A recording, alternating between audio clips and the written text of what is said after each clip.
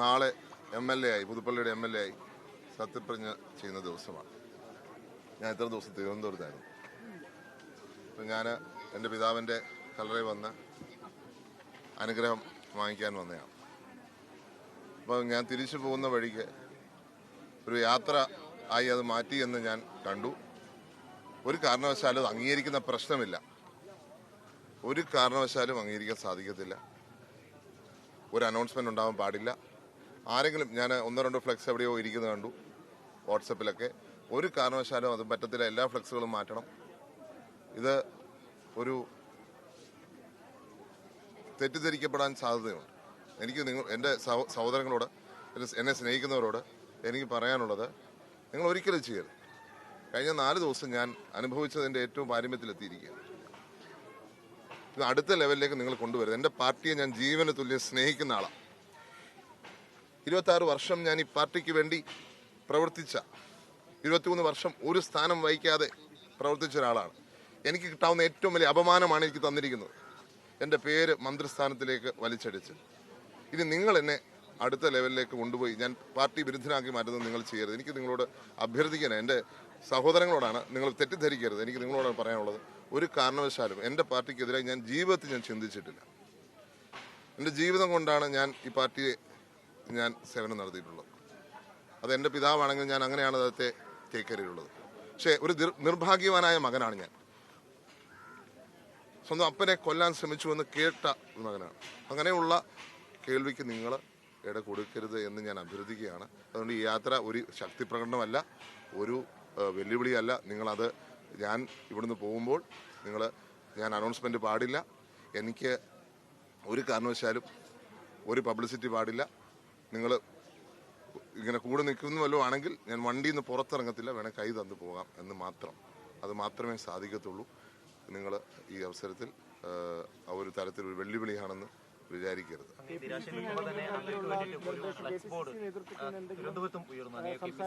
അങ്ങനെയുള്ള ഫ്ലെക്സ് ബോർഡുകളൊക്കെ മാറ്റണം. ഒരു കാരണവശാലും അങ്ങനെയുള്ള ഫ്ലെക്സ് ബോർഡുകൾ വെക്കാൻ പറ്റത്തില്ല.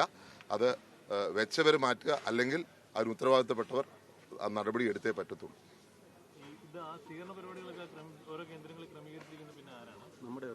അത് അവർക്കേ അറിയത്തുള്ളൂ, ചെയ്തവർക്ക് അറിയും.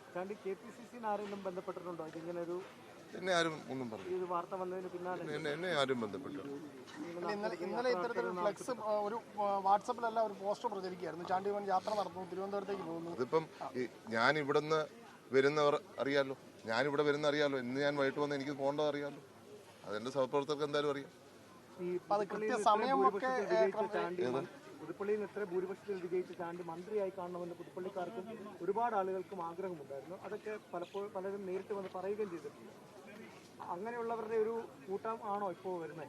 ഇത് എൻ്റെ മണ്ഡലത്തിൽ എന്നോട് സ്നേഹമുള്ളവർ വന്നിരിക്കുകയാണ്. അത് സ്വാഭാവികമായിട്ട് വരും.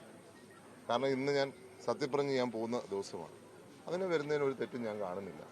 അവർ വന്നാലും അത് സ്വാഭാവികമായിട്ടുള്ള ഒരു കാര്യമാണ്. എൻ്റെ മണ്ഡലത്തിലെ എൻ്റെ സഹപ്രവർത്തകരാണ്, എൻ്റെ ജനങ്ങളാണ്. അവർക്ക് ഒരുമിച്ച് നിൽക്കാനും വരാനും ഒക്കെ ഉള്ള സാഹചര്യമുണ്ട്.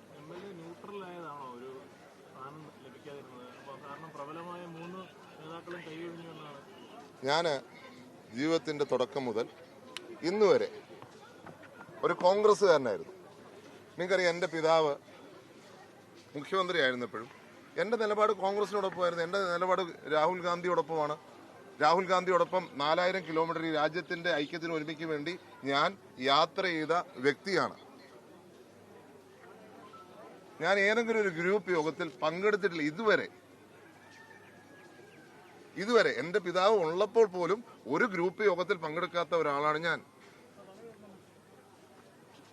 അപ്പൊ പിന്നെ എന്റെ നിലപാടിൽ എന്തെങ്കിലും വ്യത്യാസം ഉണ്ടാവുമോ? ഞാനിത് പുറത്ത് ഞാൻ സംസാരിക്കാൻ ആഗ്രഹിക്കാത്തൊരു കാര്യം ഇപ്പൊ ചോദിച്ചുകൊണ്ട് ഞാൻ പറയുകയാണ്. ഞാൻ എന്നും ഒരു കോൺഗ്രസ്സുകാരനാണിതും ആണ്, ഇനി അങ്ങനെ ആയിരിക്കും. അതുകൊണ്ട് അതിനെക്കുറിച്ച് കൂടുതൽ എനിക്ക് പറയാനില്ല. ഈ കോട്ടയത്തിന് ഒരു കോൺഗ്രസ് മന്ത്രി ഇല്ല.